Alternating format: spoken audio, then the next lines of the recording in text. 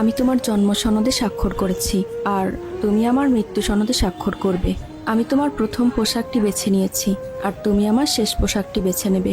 আমি তোমায় প্রথমবার শ্বাস নিতে দেখেছি, আর তুমি আমায় শেষ নিঃশ্বাস নিতে দেখবে।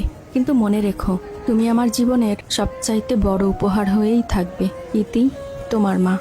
আসসালামু আলাইকুম গাইস, এরাই সেই সুদর্শন মা বাবা যারা কিনা একটা বাচ্চাকে ডেলিভারি দিতে গিয়ে একদিনের ভিতরে নিজেদের ভেরিফাই ফেসবুক পেজে 132টা ভিডিও এবং পোস্ট আপলোড করছে একদিনে। এই বাচ্চা বড় হয়ে বলতে পারবে যে বাবার টাকায় বড় হয়নি, নিজের টাকায় বড় হয়েছি।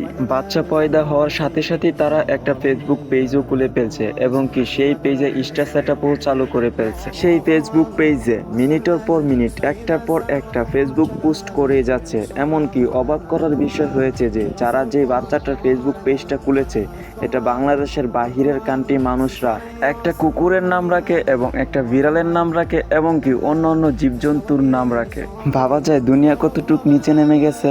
বাচ্চাটা হয়তো বড় হয়ে ভাববে বাপ দাদার কোনো সম্পদ ছিল না, তাই আমার জন্য বড় একটা ফেসবুক পেজ খুলে দিয়েছে।